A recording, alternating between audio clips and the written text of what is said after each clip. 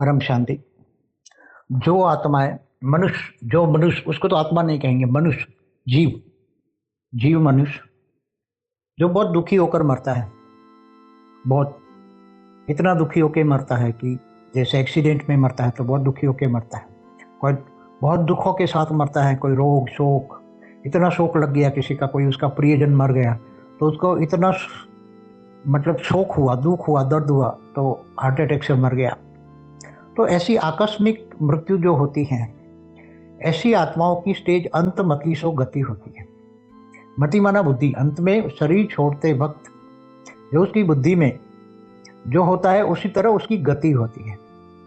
तो यहाँ तो बहुत दुखदायी स्टेज में उसने शरीर छोड़ा, किसी भी कारण, चाहे आकस्मिक हो या बहुत प्रियजन के दुख से हो या कोई भी आकस्मिक मौत होती है, तो वो आत्मा इतनी शौक होती है कि वो आत्मा बहुत दुखी होती है, इतना दुख दर्द का अनुभव करती है। तो सूक्ष्म शरीर में, शरीर निकलता है तो सूक्ष्म शरीर होता है, इनके साथ आत्मा के साथ 3 तत्वों वाला शरीर होता है, आकाश वायु और अग्नि। तो वो आत्मा के पास दुख दर्द से भरे उसकी कोई गति भी नहीं होती, ना वो आत्मा हिल सकती है ना डूल सकती, वही स्थल पर ही रहती है। जैसे जहाँ आकस्मिक मृत्यु हुई तो वही रोड घटना पर वहां ही रहेगी।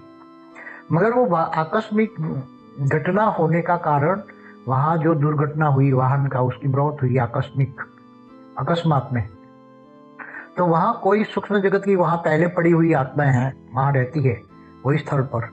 तो वो आत्मा ही दुर्घटना कराती है, अकस्मात कराती है वो, फिर वही आत्मा उनको कैप्चर करती है। तो जब वो आत्मा उसको कैप्चर करती है तो उसको और भी रोग शोक होता है, दिखता है कि ये तो भूत प्रेतों ने मेरे को घेरा हुआ है।